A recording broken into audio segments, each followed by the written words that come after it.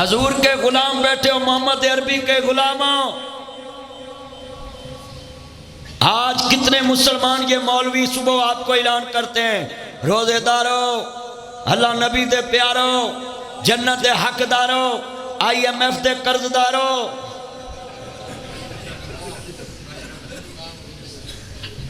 IMF کے قرض دارو، سحری کا ٹائم ختم ہونے میں 10 منٹ باقی ہیں، اب گھگو بجا رہے ہیں، سرن بجا رہے ہیں۔ میں ان مولویوں سے پوچھنا چاہتا ہوں، تم حکومت سے شکوہ کرتے ہو کہ اسلام نافذ نہیں کرتے، تم نے مسجدوں میں کتنا اسلام نافذ کیا ہے؟ یہ کہاں سے طریقہ ڈھونڈ لائے یہ سیرن بجانا، یہ گھگو بجانا مسجدوں میں، اور لوگوں کو روزہ کھلانے کے لیے، رکھنے کے لیے گھگو بجانا، سیرن بجانا؟ یہ تو انگریز کی ایجاد ہے۔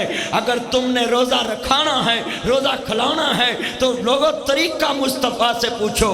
حضور نے کہا جب عبداللہ بن ام مکتوم اذان کہے تم نے سحری پکانی شروع کرنی ہے، اور جب بلال اذان کہے تو سحری بند کر دینی ہے کھانی، اور جب بلال شام کو پھر مغرب کی اذان کہے تو تم نے روزہ افطار کر لینا ہے۔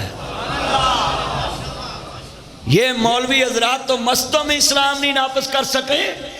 بولو اتنے مسلمان بیٹھے، میں ریفرنڈم کرانے لگا ہوں سیالکوٹ میں، بتاؤ یہ سیرن بجانا افضل ہے یا اذان دینا افضل ہے؟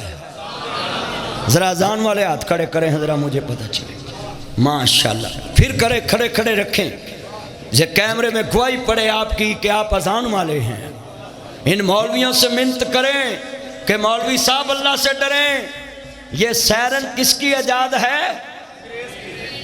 یہ سیرن تو انگریز کی ایجاد، اذان تو 1400 سال پہلے کی ہے۔ اونچی بولے کتنے سو سال پہلے کی ہے؟ 1400 سال پہلے کی ہے اذان ہے، اور اذان منزل من اللہ ہے،